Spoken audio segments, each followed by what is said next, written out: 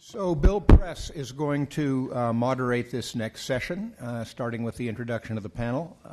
Bill, as most people in the room know, is one of our two PCAST vice chairs and is much more knowledgeable than I am, certainly. I'll let the others speak for themselves on this particular topic. Bill. Thank you, John.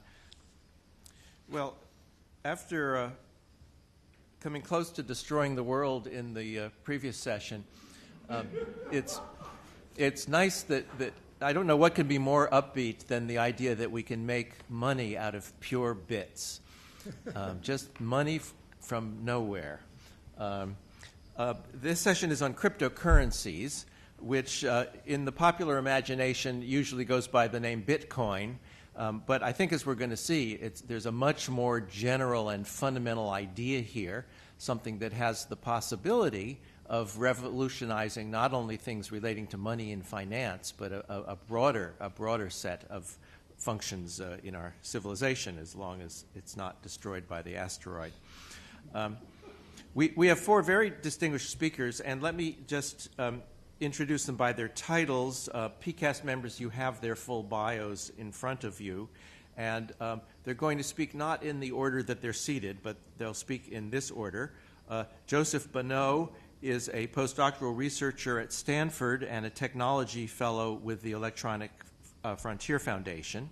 Jerry Brito is executive director of the Coin Center, a not-for-profit study center. Simon Johnson is Ronald A. Kurtz Professor of Entrepreneurship at the MIT Sloan School of Management. And Tim Grant is Managing Director of R3CEV, which I'll wait for him to speak to tell you what that is. So why don't we just start right in. Each speaker will speak for maybe 7 or 8 minutes maximum, and that will allow us a lot of time for conversation that we want to have with you.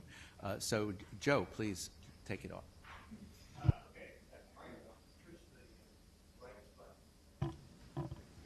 Okay. Yeah, thanks for the intro. It's great to be here. I guess just quickly by way of background, I'm an academic researcher. I've been looking at Bitcoin for about the past 5 years. From the point in time when to find out anything about Bitcoin, you really had to start digging into IRC channels and mailing list archives and weird places on the internet, look at source code. Now I can say on the academic side, excitingly, we've developed course materials. We have a Coursera course that I worked on with Ed Felton and some other colleagues at Princeton. We have a textbook coming out. There's a whole literature, whole academic literature, research papers on Bitcoin. So in the last 5 years, it's amazing how it's gone from such an obscure field of knowledge to we have some good technical resources out there. Lots and lots of people. I taught a course at Stanford this year, and we had 150 undergrad students show up to learn about cryptocurrency. So it's a really, really exciting topic within computer science. So that's the good news, I think, is that we're gaining much more fundamental understanding. This is really sort of a technology that came from way outside of academia. Obviously, you know, on a personal level, the story of how Bitcoin got created is fascinating by this anonymous technologist. We don't really know who made it, et cetera, but it came with really no proofs, no definitions. It wasn't sort of a very carefully thought through computer science system at the time it was launched, and we've had to develop a theory after the fact.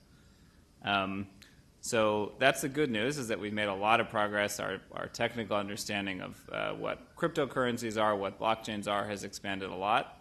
And then I'll say kind of the other side of the coin there, we still don't really have good definitions of these things, and the terms get thrown around a lot in the popular discourse, and people use them to mean very different things.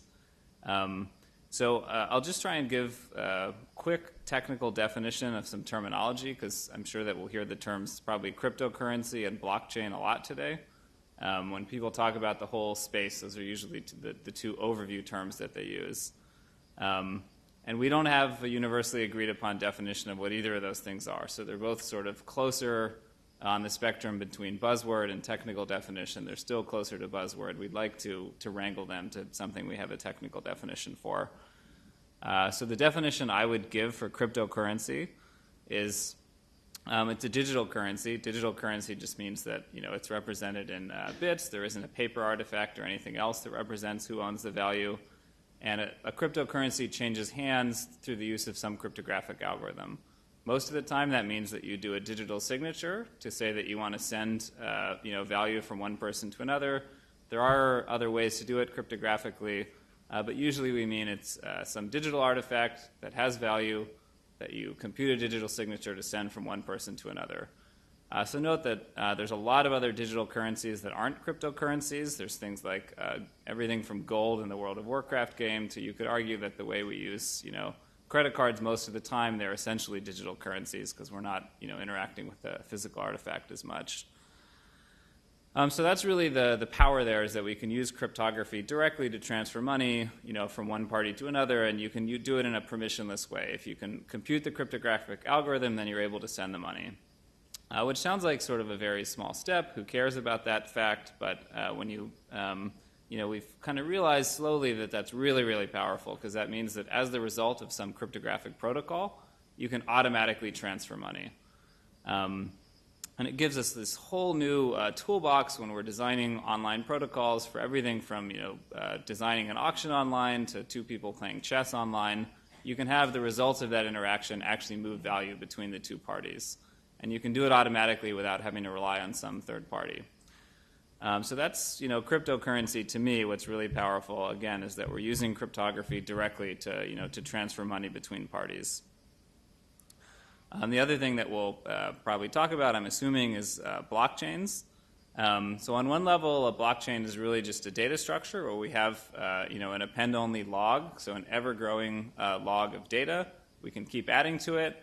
A cryptographic hash function is used so that we constantly have a snapshot that captures the entire history of the system.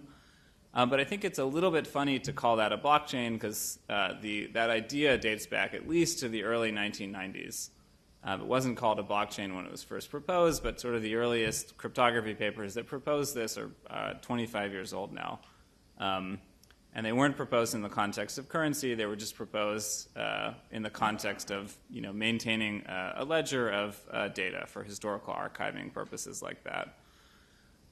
So I think what goes from the pure data structure to something that we would call a blockchain is that there are precise rules about what kind of data you can add. So the technical term that you would sometimes use would be a replicated state machine, which means that you have some state of the system, and there are specific rules for how that state can change to another state that everybody can verify. So it's replicated in that everybody is running an algorithm that checks for valid state transitions and can check that the blockchain is only having data added to it according to the rules of some state machine. And in Bitcoin, those rules are fairly simple. They're just basic sanity properties that you'd want in a currency, that you can't create or destroy value, and that transactions have to actually be signed. People have proposed much more powerful versions of this blockchain since then. It started with a few years of people saying it would be great if we added a little bit of functionality to this state machine so that we could represent more complicated things. Famously, people came up with Namecoin because they said, what if we could do a distributed naming system on top of this blockchain? And now we've gotten to the point with Ethereum and other proposals where the state machine is essentially programmable. So people can take any program. Technically, we say that the system is Turing complete. So any program that computer scientists know how to write down, you can represent in the rules of the state machine, and everybody can check that the states are being represented. So that represents, in some sense, the end game of power. We now have this blockchain that can represent sort of arbitrarily complicated transactions and protocols between different parties, although we're still really just scratching the surface of how to program that, how to do useful things with that. So on the academic side, that's where a lot of the excitement is now, is figuring out more complicated protocols besides just payment that we can build using a more powerful blockchain like Ethereum. So I just wanted to kick off by saying, just those notes on terminology. I'm sure a lot more questions will come up, but at a technical level, that's what I see as the big steps forward that we've made and are thinking about this space. And I guess I'll turn it over to Jerry with that. So as Bill mentioned, my name is Jerry Brito. I'm the executive director of Coin Center. Coin Center is an independent nonprofit based here in Washington, D.C., and we're focused on the public policy issues facing cryptocurrencies like Bitcoin and distributed decentralized computing platforms like Ethereum. And so given that vantage point, what I'm going to do today is sort of give you a high-level overview of what are the regulatory questions, what's the regulatory landscape surrounding these technologies. And so the first question we have to ask ourselves is, well, why are governments interested in cryptocurrencies? We've seen a lot of activity where policymakers and regulators are interested in these. And it's for a couple of reasons. The first is that the currency, the token that Joseph was describing, for the first time, these technologies allow us to have scarcity online, provable scarcity. These tokens can be limited in a certain way where you can show provably that when I transfer one to you in a peer-to-peer fashion, that is a token that you're getting. And this means that the token can represent anything. To date, these tokens have tended to represent money. Right, so one Bitcoin today is worth about $440. And that's sort of an obvious application of a token that can be transferred in a peer-to-peer fashion. And so because it's so obvious, it's sort of the first application. These tokens can represent anything. They can represent a particular house, a particular car, an ounce of gold, a share of stock. And again, they can be traded in a peer-to-peer fashion. And so as a result, financial applications that are built using cryptocurrency networks potentially implicate consumer protection, tax, securities, and other regulations. And so these are all have drawn the attention of policymakers. Cryptocurrencies, as Joseph said, are also open permissionless networks, a lot like the internet. And they're also decentralized, which means that they lack intermediaries, and so thus they're censorship resistant. Now, permissionlessness and censorship resistance, and by the way, when I say permissionlessness, we've said those words before. What I mean is this, is that previous to the invention of Bitcoin, the first cryptocurrency, if somebody wanted to design or develop a financial application or an application that used a scarce token, they would have to get the permission of a third-party intermediary like PayPal or Bank of America, typically through an API, to build that application. Today, because these networks are open and permissionless, they can develop simply by building the application and launching it on a network, much like somebody could do, Mark Zuckerberg could launch Facebook from his dorm room. This permissionlessness and censorship resistance are exactly those ingredients that allow for innovation to flourish through experimentation, and they allow also for innovative peer-to-peer uses like microtransactions that weren't really possible before. These same features, however, have attracted illicit users. And so cryptocurrencies have become the payment rails for online drug markets and ransomware. And as a result, there is a lot of scrutiny from law enforcement agencies. Those are sort of the two main areas where we see interest from government. And the important thing to notice here is that we saw similar policy challenges emerge along with the original permissionless network, the internet. There were questions about consumer protection, about tax, about intellectual property, and there were issues related to illicit uses, et cetera. But as the framework for global electronic commerce, which laid out the Clinton administration's policy for the internet in July of 1997, it said governments should recognize the unique qualities of the internet. And it went on to say that the genius and explosive success of the internet can be attributed in part to its decentralized nature and to its tradition of bottom-up governance. Accordingly, the regulatory frameworks established over the past 60 years for telecommunication, radio, and television may not fit the internet. Existing laws and regulations that may hinder electronic commerce should be reviewed and revised or eliminated to reflect the needs of the new electronic age. And we're very lucky that that very forward-thinking policy was put into place. And today, this same approach is advisable for cryptocurrencies. And luckily, government to date, certainly the U.S. government, has grasped the potential of this technology. Really, the big attention to cryptocurrencies began in the fall of 2013 with the first congressional hearings on cryptocurrency. These were two sort of paired Senate hearings, and industry, academia, government all participated in these, and the outcome was very positive.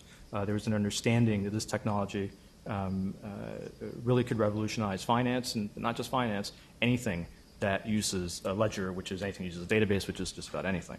And the great thing about the outcome of these hearings is that there you had the regulators on point at the moment, especially the Treasury Department, announce that there are many, and this is quote, there are many legitimate uses of these technologies, and that virtual currencies are absolutely legal, and they're very innovative and important for the economy. So that was sort of an overhang. Bitcoin began in 2009. There was always a question of, well, you're creating money out of thin air. Is this legal? That was sort of put to rest here with these hearings in 2013. But we remained are all of a lot of different policy details. And there are two major areas of regulatory activity that we've seen to date. That has to do with consumer protection on the one hand, and on the other hand, financial surveillance. So I'll talk first about consumer protection. So in 2014, you had the implosion of the largest Bitcoin exchange that was called Mt. Gox. And as a result, you had the loss of about $600 million in assets by consumers. And this was the function of, because Bitcoin was so new, it was something that really was sort of being developed by enthusiasts, by computer scientists who were having to go to those forums and crazy Reddit posts to find out how to build it. There was really no good way of exchanging it, of buying and selling it, or sending it to each other. And this one company called Mt. Gox sort of emerged as the one exchange, and it gained sort of a network effect. But this exchange was seemingly built by amateurs, and as a result, it collapsed. And this brought a lot of attention of, well, what are the regulatory standards here? What we've seen since then is that today you have at least a half a dozen, if not more, serious regulated Bitcoin exchanges that are licensed and are backed by serious investors and have professional management. And part of this is because of the licensing regime that has been put in place. Typically, if you're not a bank, but you're taking custody of consumer funds, you're going to be subject to state licensing, state money transmission licensing. And today you have about a dozen states that are actively either developing new legislation to create new licenses for digital currencies, or they're amending their existing money transmission licenses in order to accommodate these. So New York sort of was famously the first state to create an entirely new license called the BIT license for companies that are taking custody of consumer funds. But you have other states like Texas and Kansas that have applied their existing money transmission licensing to these companies that operate in this space. And what's important to understand about the licensing here and the reason that we have it and how we apply it is that the risk is presented when you have a company that takes custody of consumer funds, whether that's dollars or whether that is Bitcoin. And if you are holding onto somebody's Bitcoin, essentially holding their cryptographic keys on their behalf, you are being put in a position of trust. And at that point, you need to be licensed. And licensing requires background checks, requires that you post a bond, requires that you get permission before you develop new products, et cetera. Now, there's some issues with this, which is the following, that we need to be sort of cognizant about. Financial services that could previously only be offered through a full custodial service can now be offered without taking custody of consumer funds, and thereby posing little or no risk to consumers. So let me give you two simple examples. One would be wallet software. If I wanted to hold Bitcoin, one way I could do it is to have a relationship with a Bitcoin wallet company where I give them my Bitcoin, they hold it for me, and I ask them to transact on my behalf the way I would do with PayPal. So it's a very traditional model, certainly licensed. But there's also the possibility where I can download software created by a company. They simply create software. I can download the software, and I can have full custody of the Bitcoin myself on my computer, even if that software is being delivered through a browser, and even if, when looking at it, it looks very similar to a custodial service. Those kinds of services really increase consumer privacy, increase consumer protection, because there's no company that can run away with money. And so as a result, they do not add risk, do not create risk, they reduce risk. And so we should make sure that licensing is appropriately avoided there. Money transmission licensing can also present a barrier to innovation because, number one, you need to get 50 licenses before you can operate. You have to get a license in each and every state in which you operate.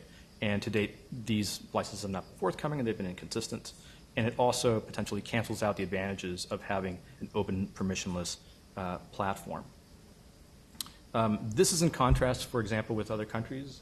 The EU, for example, has easy passporting of licenses. When you get a license in the UK, you're good to go in every other state in the European Union. So that essentially is consumer protection. The way that we deal with consumer protection issues is that we license actors are taking custody of funds, and hopefully we exclude from any licensing requirements those companies that are building out solutions that do not take custody of funds. The next big area is financial surveillance. And one important thing I need to note off the bat here is that a cryptocurrency like Bitcoin is not anonymous, despite what many people read in the newspapers. It is better to call it pseudonymous. In fact, the very idea of Bitcoin's blockchain is that there's a record kept of every single transaction that is carried out over the network. So to give you an example of a truly anonymous transaction would be a cash transaction.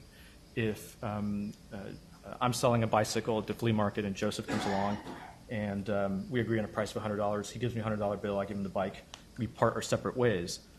I don't know his name, he doesn't know my name.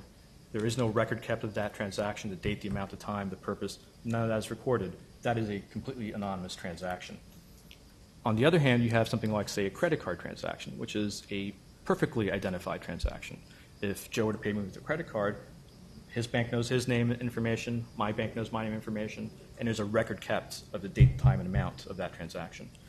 On something like the Bitcoin blockchain, it's a little bit of both. It's pseudonymous. There is absolutely a record kept of the date, time, and amount of the transaction that's sort of necessary for the system to work. But our names are not necessarily tied to those transactions, certainly not on the public blockchain. And so this presents sort of a dilemma for law enforcement who are used to being able to have somebody's name that they're investigating, being able to go to their financial institution and say, can you show me all of Joe's financial records, show me everybody he's transacted with a subpoena or a search warrant. That's not possible on the Bitcoin network in the sense that you don't know, just looking at Joe's name, you don't know what transactions are there. It's a bit reversed. With Bitcoin, you can see a transaction has happened, but you don't know who is attached to this transaction. You can then go to a financial intermediary, something like an exchange, and say, can you reveal to me who is the name, who is the person associated with this Bitcoin transaction? And they can do that. So it's sort of the inverse of what law enforcement has traditionally been used to, but still there are tools there for them to investigate. And so in order for them to have access to that information, they need to, intermediaries like exchanges need to be required to record information about their customers. And so in March of 2013, the Financial Crimes Enforcement Network, which is part of the Treasury Department, issued guidance saying that the exchanges, cryptocurrency exchanges, are subject to the Bank Secrecy Act. And so that means that they must register with FinCEN, they must complete Know Your Customer. Could you wind up in maybe a minute or two? I'm so sorry, I'm taking a long time.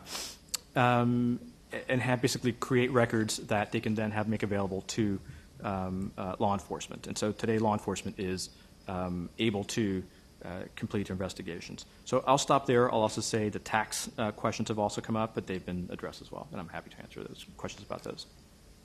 Thanks, and we can come back in the question period to other things you might have wanted to say. So Simon, please. Thanks very much, Bill. My name's Simon Johnson. I'm a professor at MIT, and I used to be the chief economist of the International Monetary Fund.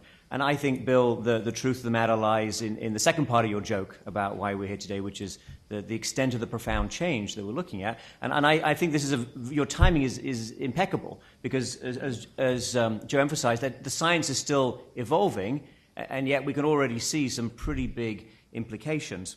And let me try and tackle or put forward 5. I mean, I think the right question always in this sort of discussion is, what is the problem that we're trying to solve? So what Joe and Joe have told you is there is a new technology, a arguably better, still developing technology for organizing transactions in a decentralized manner. Something as fundamental as payments, which we for a long time, 600, 800 years, have run in a centralized way through a centralized trusted party, we can now run that in a decentralized way. And Bitcoin is the proof of concept. What else could you do with this? What are people doing? And of course, I think you've all picked up on the fact that very large companies of all kinds are investing heavily in this technology. There's a lot of hype, and hopefully we can strip away some of that hype with you today, but I think there's some really important realities changing. Well, the first use case is the most obvious, and the one that's, I think, always comes up at the top of this kind of agenda, which is situations where you have a central authority. Central authority doesn't work very well, it's corrupt, it's not efficient, they screw up in some way. Now we can bypass that central authority. So a leading example would be land registries. We've known for a long time in many countries land registries don't work well. You can pay someone to change the land record. When political power changes, first thing they do is change who owns assets. Can we now organize land records in a more decentralized fashion? The answer is absolutely yes. Now, on the point about it, let's not exaggerate, let's not get carried away, there are a lot of other problems with the creation of functioning land registries that are not solved by a blockchain or by decentralized technology. But there's no question, look around the world, look at what people are doing, we have at least a catalyst, we have a change in the conversation, we have a new focus in these discussions, and we'll hear about some of this when we talk about financial markets with R3 in a moment. The second use, which is getting much less attention, but I think it's extremely timely for you to think about it, is situations where we don't have a central authority and we don't want a central authority or isn't going to be one, but we have dispersed records and we want to integrate those records and we want to manage those records better. We're extremely bad at this, and you can look at the US healthcare system as one example, and you can look at the VA system for an even more painful example that matters a lot to the federal government right now. So there's a technology being developed at MIT called MedRec, which I highly commend to your attention, which is a decentralized way using a blockchain-type approach to manage access to medical records while the primary records still remain where they have to remain according to law, but you can access them, you can manage them in a fundamentally different way. And you can manage this network in a way that's absolutely inspired by this technology and uses Ethereum, actually, as a specific technology. The third use case is one where we see big companies, and I should have said we have a fairly substantial project at MIT working with private sector people on these use cases and trying to think about, not who should be the right vendor or even what technology you should pick, but where's the social impact and what should we care about from a policy perspective. Supply chain management, how you move goods across borders, is a very complicated and messy problem. So in these situations, there is a trusted set of interactions already. The extent of trust may vary. There is not a lot of automation in this kind of transaction. We move a huge amount of value. We have to coordinate between private sector firms. We have to coordinate with customs. We have to coordinate with freight forwarding. We have to have trade finance in this. And to the extent that you can run a better functioning, more decentralized blockchain, perhaps, and we haven't talked about this enough, but a permissioned blockchain. And to be frank, there's a big debate in the community about the extent to which we can or should or will rely on a relatively permissionless Bitcoin-type structure, or to the extent to which you can build a relatively controlled system with a defended perimeter and within which there is decentralized interactions. The fourth use case is real-time information. So just picking up the Wall Street Journal today, you can see a couple of spectacular examples of instances, these happen to be in the financial sector, where executives have taken positions that were not in compliance with the firm's policies. And the risk committees or the responsible management didn't know what the people are doing. So what you have with blockchain technology, defined appropriately, is a way for people to disclose what they're doing and to provide information on an appropriate basis while protecting their privacy. So you can determine who has access to appropriate knowledge about your investment positions. If you're following, for example, what's happening with Lending Club or what's happening at Deutsche Bank now, this is highly relevant. And more broadly, for the financial community, there's also a lot of interest and effort going into developing the ability to audit activities and understand what your own firm is doing, for example, in terms of risk positions of a financial firm, in real time. Because again, the structure of information changes fundamentally. It doesn't have to flow up through a hierarchy. It can be available instantaneously through access to the appropriate cryptographic keys, so you know what positions your firm has in all its transactions. The sixth and final use case I would mention is that wider use of this technology, including for payments, is going to allow us to change the structure of contracts in the economy. So Puerto Rico has a large debt problem. Puerto Rico offered to swap some of its debt for a GDP index bond at the beginning of February. The notional value, they said, was $25 billion. The creditors said the value of that to them was roughly zero. Why? Because GDP is a made-up number by all statistical authorities. In fact, there's another committee meeting, I think, down the hall on this today. The creditors have experienced in Argentina, in Greece, in Ukraine, that these numbers will be changed when it's in the interest of the issuer to change them. Well, what we're discussing today is a different way to make payments, a different way to verify transactions in a decentralized way. So it's not a central authority that's telling you what happened, either the government reporting or a firm reporting. But that data is now much more widely available, and contingent contracts, equity-type payoffs, will become much more broadly available. Last point I would make is that central banks, which are a very important gatekeeper, including in the regulatory situation that Jerry was describing, are, well, I wouldn't say enthusiastic, but they are positive about this development. They are encouraging innovation in this area because they see potential for moving away from some of our current fragilities. We have a more decentralized financial structure, potentially, if we have an open enough architecture. We can have a change in the form of our contracts, so away from debt towards something that's more resilient in the face of shocks. And we may be able to reduce transaction costs in some of our more fundamental financial transactions, which obviously is a very pressing need in many countries. Thank you very much. Thank you. Tim. Thank you very much indeed. And on behalf of the R3 team and our members around the world, we appreciate the opportunity to speak in such esteemed company. Look, thanks to my fellow panelists. You've all said that a lot of what I was going to say, which is actually very helpful. You know, lack of definitions, regulatory questions, financial surveillance, the investment in the space, the hype cycle. Let's not lose sight of the fact there's a huge amount of hype around this. Supply chain, smart contracts, central banks. This is all the stuff we want to talk about.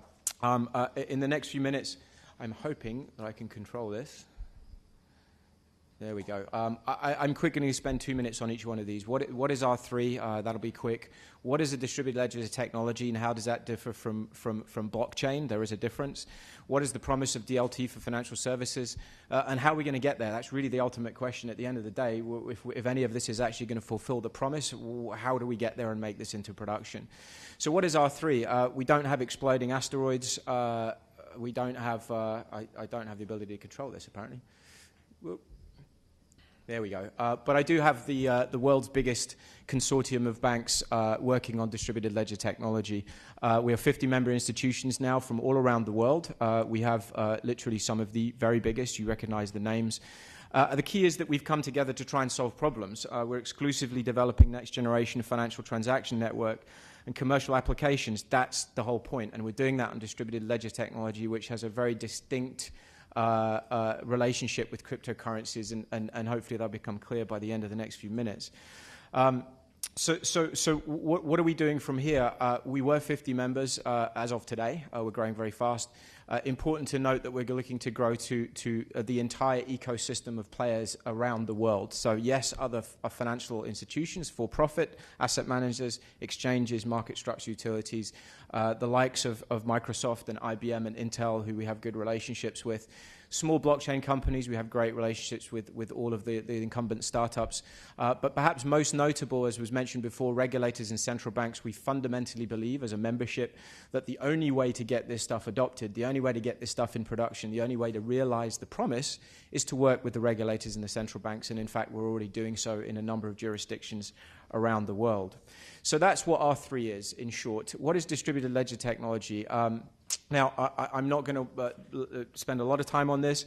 There's two kind of key elements of this paradigm that have been mentioned already. We're moving from a centralized world to a decentralized world that has some certain implications in terms of permissioned versus permissionless that I won't labor the point on.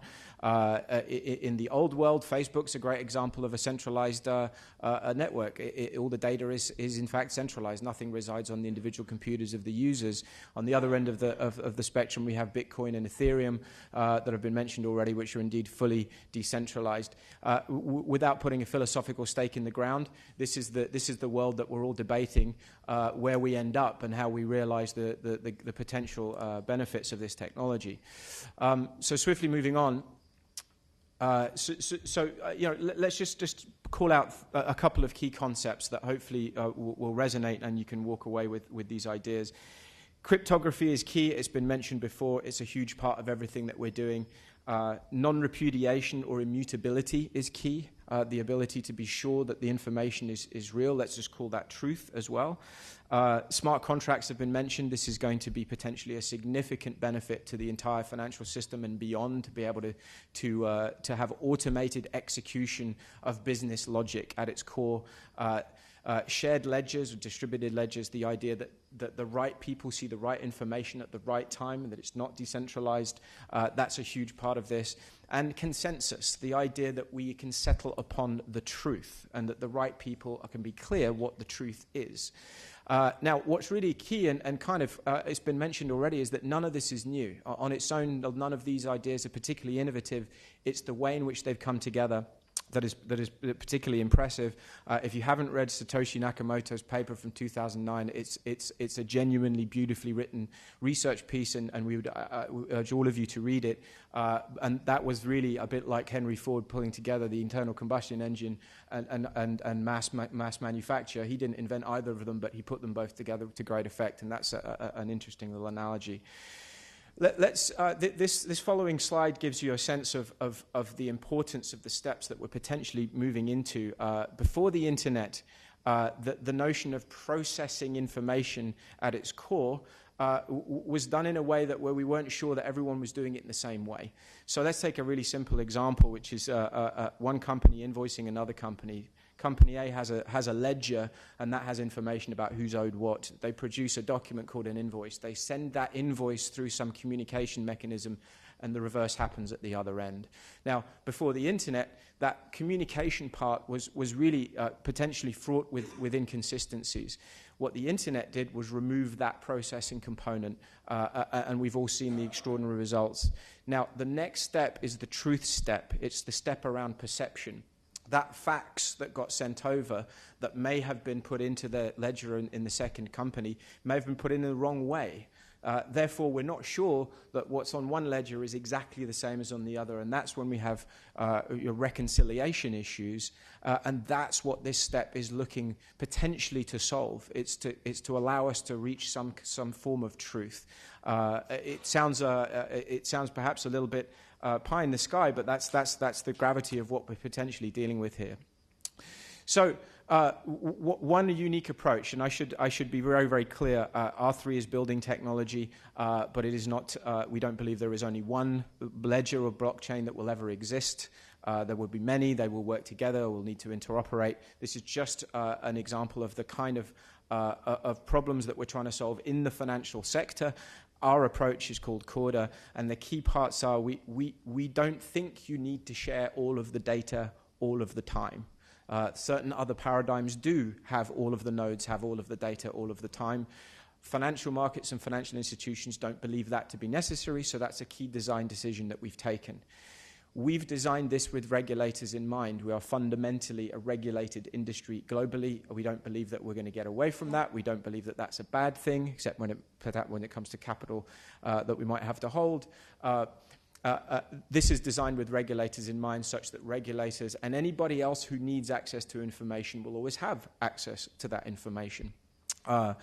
Legal pros, we're already getting to the point in this march towards reality that we need to be sure that smart contracts actually represent something real. In some respects, smart contracts is a bit of a misnomer. It should be really smart logic. It's a smart contract when there's legal pros in there and it's actually has some contractual basis in reality. So I'll move on from this page. The idea was to try and give you a sense of the kind of problems that we're definitively trying to solve as a group. So what's the promise of this technology? What is it going to do? If you ask around, you'll get, pixie dust and unicorns will be waved, and within a couple of years we'll be saving hundreds of billions of dollars, and all kinds of new business models will sprout up. The truth is it's going to take a lot longer. It's going to take a lot of collaboration, but if we do it right, as this slide is just one small slice of the number of use cases that could be applied. Simon went into some of these. I'm not going to go into all of them, but the point is, it's for our financial institutions, for regulators, for individuals, and beyond finance. We're aware, we're focused on finance, but beyond this technology has potentially significant implications for reducing costs and increasing business opportunity. Another way of saying it, is we're going to reduce operational risks and increase efficiency, reduction of manual and error-prone processes. Think of that example that I mentioned earlier on. The ease of validation of financial transactions through smart contracts, that's already been mentioned. I think that's intuitively very clear. If we can make it work, it could be very useful for all of us. The real-time legal entity, auditor, regulator access, the market surveillance part that Jerry talked about, very much front and center. And knowing your client, knowing identity, knowing who you are. This has actually very real implications beyond finance in terms of identifying individuals and companies and other entities. So the benefits are potentially huge. I'll finish very briefly. If I can get to the next slide, I'm going to skip a couple. So I realize I'm running out of time. Where do we go from here? There's a couple of slides there on the Lehman crisis, which definitively could have been avoided had we had this paradigm. These are the big design challenges that are left for us to solve. Let's not pretend we've solved them as an industry or as a technological community. We need to know how everything's going to interoperate. We need to know how to scale this stuff so that it operates at the scale that we need in an enterprise level. It has to be secure. It has to be private. There has to be identity and systems integration. The point is, none of this has been solved yet. We're working very hard, and there are a lot of people putting a lot of time into it. So the final point and the final slide is simply to say that the only way to do this is through collaboration. If I can get to that final slide. There you go. Our fundamental philosophy is to bring everyone to the table and work together. We're working on a lot of live projects with everybody you see on this slide. We have a lab and research center that we want to work with academics and governments as well, and ask the questions and solve them, and have a roadmap to the future. Thank you very much. Thank you. I see Craig's flag first, and then Jim's, and then mine. Craig. Oh, and Eric. Thanks, that was great. Maybe Joe could answer this question, or any of you, but I haven't looked at this.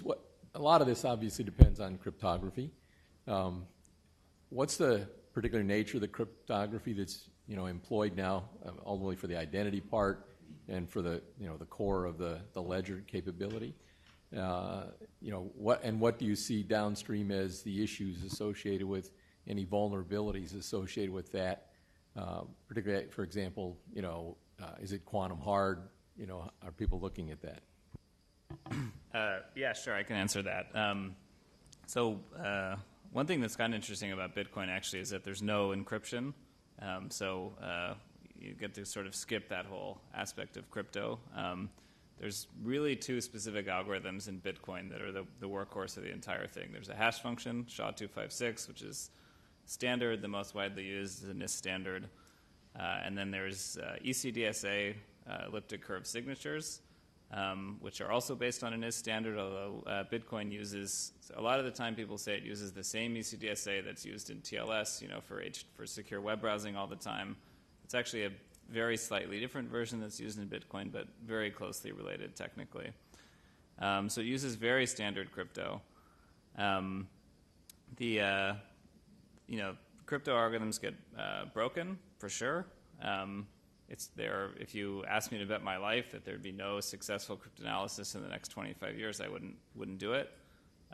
Quantum computers are one way that might happen, but there's also classical ways that crypto systems get broken.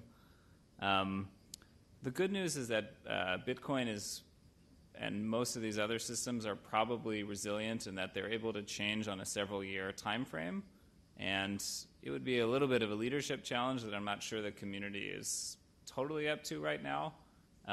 But if you told me that these systems were these underlying cryptographic primitives would be broken 2 years from now, we could roll over and switch in that time period. So certainly, like the quantum. Assuming you knew one to switch to. What? Assuming you had one to switch to. Exactly. But I mean, the quantum, post-quantum cryptography is a major research challenge for all, a lot of the crypto research community right now. NIST is going to run a competition. In 5 years, we'll have some standard post-quantum signature algorithms. And, in the event that quantum computers start getting closer, and it's going to be, we're very, very far, and there's going to be a lot of milestones that we'll hit along the way, we'll get a sense that they're closer. It's very unlikely that one will just be invented out of scratch that works, 6 months from now. Given a few years of time to switch, it would be easy to migrate. So of all the problems in Bitcoin, I think catastrophic cryptographic failure is very, very low on the agenda. We should mention, just to make sure everyone's aware, that a lot of the mining, of the verification transactions of Bitcoin takes place in China. About 40% is one estimate. And there are also concerns that the mining pools are, they're certainly more concentrated than the original aspiration, which was to run a completely decentralized system. So this is separate, but perhaps not ultimately unrelated to what Joe's. Yeah. Well, yeah. I mean, I would say though that would be true no matter what cryptographic algorithms we use. That's just a matter of where electricity and computer chips are cheap to build and run. I just one follow-up on it. I mean, the real issue in my mind is, if I believe everything you said, once you get these things deployed at scale, how you transition from one generation to the next is very, very tricky. And so while you could say conceptually it's easy to wave your wand and say, well, okay, we'll do version 2 and it'll have this other algorithm, how you get all the assets from one to the next, also seems like it could be tricky. Yeah, so that there is a way to do it. I mean, we would just sort of, within any Bitcoin or any other crypto system, we would have a new type of address that you could send money to that would represent a public key in a new signature algorithm. And there would basically just be a time, like, if you, when you change away from the franc to the euro, you have to say, you have 2 years where you have to exchange for the new thing, after which, in this case, it might be dangerous to keep it around. There's probably going to be some old systems that never move it over, and maybe they'll get attacked, but hopefully, the majority of people will change over in due course. But it just, the problem is not so much, formatting and having a way to do it. It is, there would be some tail of people that just never upgrade and then probably lose their money when the crypto system's broken. Perhaps to add another angle to that, obviously we represent, I have no idea how many billions of dollars of IT spend every year across the world in current ingrained legacy systems. It's definitely true that it's more challenging to innovate when you have decades of technological debt to fight against. And that's why we in R3 and I think in the community as a whole, and there are more players than just R3. We have to think about systems integration and that changeover now, not in 5 years, and we build that into the plan. Otherwise, we will simply not be able to do it, and large institutions won't make that call. It's just too expensive. Even facing the cyber threat, the banking industry hasn't managed to get itself out of that morass, right. And a forced function transition due to an unexpected transition here, I think, would be even more challenging. So I encourage you to think. Yeah, I mean, I could add one more quick note, which is to say we've gone through this on the internet many times. We've tried to transition away first from MD5, then from SHA-1, and those have both been very disappointing. The internet has been very, very slow to move. Browsers have tried to force websites to stop using these so that they could turn it off, and people have always dragged their feet. But I do think the economics are a lot different in cryptocurrencies because you can basically, it's not a matter of somebody telling you we'll cut off access. It's a real threat saying, like, your money will be gone if you don't switch. So hopefully all the different parties that need to switch will do it. as opposed to people who don't want to reinstall some new software on their web server because they don't think that the browser manufacturers are actually going to cut off service to them. But as Simon said, once you move away from currencies to land records and everything else, those incentives all become highly variable, and people's ability to process it also highly variable. Okay, I'm going to move us on. Very interesting point. Jim Gates is next. Thank you. I want to thank the panel for the briefing. And actually, this question comes in response to a comment from Tim. You mentioned the Lehman Brothers incident, shall we say. And I'm no financial expert, but most crashes in my study of them seem to follow a general pattern, which is they are about extrapolations into the future, and that's where you lose value. From the tulip crash in the 1600s to our crash of our market in 2008, it's always the same pattern about creating financial instruments based on projections in the future, which then don't bear the value that they're projected. So how does a cryptocurrency break this cycle? That's a good question. I appreciate that question a lot, actually. So I will speak from some degree of expertise, having been the guy at UBS, which, as you may know, was one of the biggest losers of the crash, who got the call on Friday the 14th of September from the group CFO and the CRO saying, please tell me what our exposure to Lehman Brothers is. So that was a long weekend with very limited sleep. But the reality is that took me 48 and a large team 48 hours to figure out what that was. And by the end of that weekend, we had nothing more than a basic spreadsheet to tell us what our exposure was in multiple $1 billion to one of the biggest other financial institutions around. So really, I think we divorce the market forces and the exuberance and the expected versus the realized value from what happened next. And if we were able to all have a real-time, completely transparent perspective on what our exposures are to everybody, we would have been able to unwind in a much more orderly way, and it would have saved a lot of money, actually, and potentially could have saved Lehman from going down. A lot of what affected Lehman and other big financial institutions was the very fact that they really didn't know quite what their exposures were. And I don't think that's pretty uncontroversial 8 years after the fact. And I've seen it firsthand. So boy, would I have liked to have had that button that I could have pressed on September 14th, 2008 and had all the answers. But I still don't understand how this impedes the creation of these fraudulent financial instruments. That, to me, seems to be... It doesn't... Well, I think there are elements of that, but the way in which it could have really avoided the Lehman collapse, which is the statement I made, was a lot of other institutions took the same bets and didn't collapse, obviously. In that particular case, they made some, I think, strategic decisions at board level which put them in a slightly worse situation. But had they have had the kind of level of transparency, aside how it all got to that point, it may not have gone down. I think that's a very fair statement.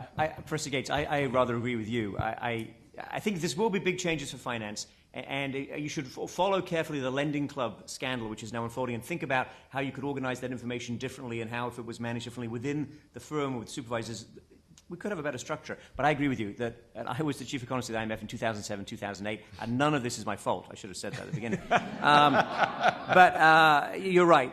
The boom-bust cycle is not going to go away. We're going to change the nature of it, and we're going to change a bit the winners and losers. But that cycle is going to be with us. Yeah, I could just add there have been numerous examples in the cryptocurrency space already of huge speculative bubbles that have already popped. Lots of different alternative currencies to Bitcoin that were proposed went way up in value, then people realized there was no real innovation, the value collapsed. So it's happened again and again. People have invented a lot of new ways to have sort of bubbles within Bitcoin, or other cryptocurrency things. So I think that human nature of people wanting to invest in the next big thing is never really gonna change. Good. Eric? I was curious about the brief mention of medical applications and how this was going to change medical records. So I was wondering if you could say a little more about that. I think this is this is an innovation from MIT, Andy Littman's group at the Media Lab, and it's still under development. But I think it is absolutely fascinating because it's not going on. We don't have a central authority that's not functioning. We don't have anything in the middle, and we know we need to be able to call upon records have people with appropriate authorization be able to look at them, be able to integrate that information, but we're also not allowed to move data from it will reside where it currently resides, which is obviously mandated by law. So, Eric, I will send you the information that we have on MedRec at MIT, and I'll suggest that Andy follows up with you and your team. I think it's highly relevant for all the things that you work on, for example. Please do. Thank you. Let's see. My question, I guess it comes from something Jerry brought up. At the consumer level use of this, somehow Jerry was trying to make a distinction, as I understood it, between whether the value is held by an intermediary or whether the value is held on, my computer here. But I don't understand that, because my computer here is constantly in contact with the web. It's doing negotiations. It can be hacked. I don't really understand any fundamental distinction between hacking my bank and hacking through my bank to my computer. It's just another tentacle of the octopus. And I guess another way of saying the question is, if I might think I have a wallet on my computer, but I, the consumer, have no way of doing independent cryptographic checks on whether it's long since already stolen my Bitcoin and is just simulating the transactions in a kind of Ponzi scheme. Namely, for a long time, it does pay my people, but then, when 0 day arrives, everybody loses their money. So I wonder if you could say something from the sort of naive consumer side. Sure. I mean, I guess I can say in general it's very hard, for not just for consumers, it's very hard for expert computer scientists to be sure that a computing device that they are holding actually does what it's supposed to do. We basically never solve that problem, and there's good reason to believe that we'll never completely solve this problem. It gets into this trusting trust of who made your computer, who compiled the software that's running on it, et cetera, and it sort of never goes down. So when we're doing computer science research, especially security research, we usually assume some trusted computing base that you hope is behaving correctly. And it's probably fair to say that your entire laptop is too big and that we don't really know how to deliver to consumers laptops that they can trust are behaving exactly the way they're supposed to. So there have been some alternative solutions for Bitcoin specifically that try to fix this. So there's a bunch of different companies that sell small special purpose hardware devices whose only job is to keep your Bitcoin keys safe and have some small interface for you to authorize, sending or receiving money. And then the hope is that you buy this specific device and you can't install apps, so you can't install malware, and hopefully that will, be a good steward of your crypto keys that you can trust and put in your pocket. But in general, yeah, we have, we hope that you can run some software that will maintain your key, but we don't have any great. I mean, that's been an unsolved problem in computer science for a long time. Right, and I think what you're getting at is, are you just moving the attack surface somewhere else? But here's what you're also doing, is that you're creating for the first time the ability for consumers to hold their own funds, which was not possible before. And so this opens up a whole host of new possibilities. I think in the developed world, we lose sight of why this is important, because we have very good trusted financial intermediaries that we can use, and when we deposit our money there, we know they're typically not going to go away. We know that our currency is well managed and it's not going to be inflated away. And we know that if there is a hack, we're probably going to be made whole because there are loss. In other parts of the world, that's not the case. And so there is, for consumers, a real value to having the ability to hold value for themselves and to accept value directly. So in many parts of the world, just staying to the narrow payments application, which is just one of many applications of this technology. In many parts of the world, there is no good way to accept electronic payments.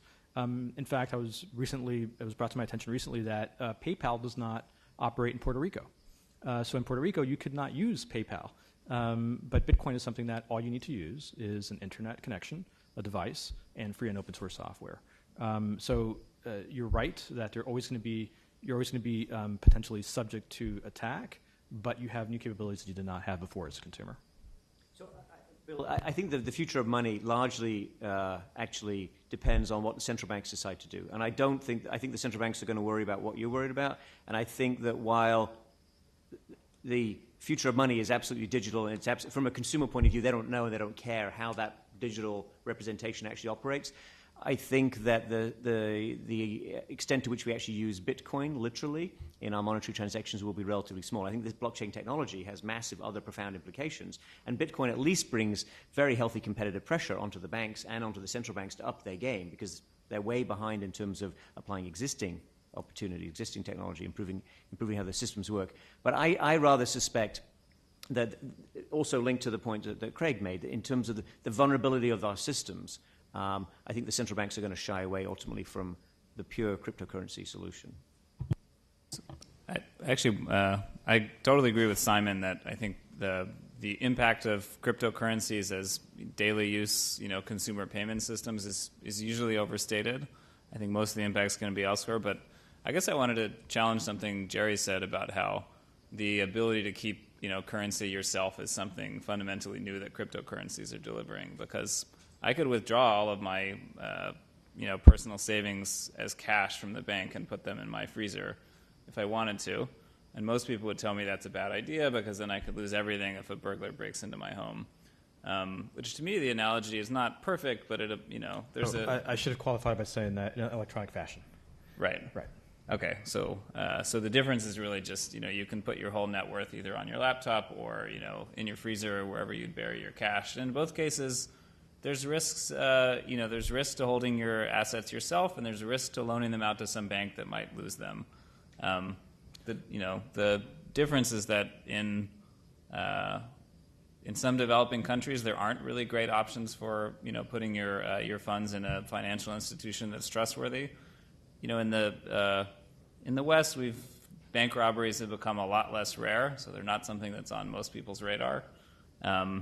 And in the cryptocurrency space, exchanges are much more likely to fail. So the balance of probabilities, I guess, of keeping your funds yourself versus loaning them out is probably a little different.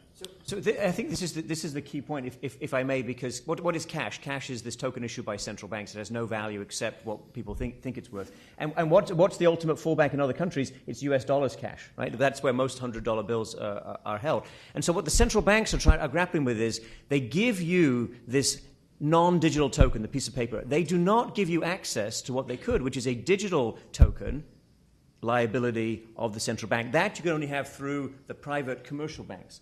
The central banks are trying to figure out how to change that and how to give you a robust digital token that could be used globally, and then you can argue about how that system runs without. I'm not saying that they necessarily want to keep the banks as they are, but they're very worried that if they do that in a very rapid way, that could be disruptive and we could generate all kinds of issues, including in how the credit system operates. But that appeal, this Joe-Jerry discussion here, that's exactly what the central banks, the big ones in the leading countries of the world, are grappling with right now. Eric Lander, last question. I'm just following this discussion. I'm not sure I've got all of it, but I'm getting very worried about somebody stealing my Bitcoin or the thing in my freezer or wherever it is. And it occurs to me, is there some way, maybe this is not a well-posed question, but where my currency can be distributed across multiple places so if it gets stolen from not too many of them, I still have it? Great question. Yes, the answer is yes, there is.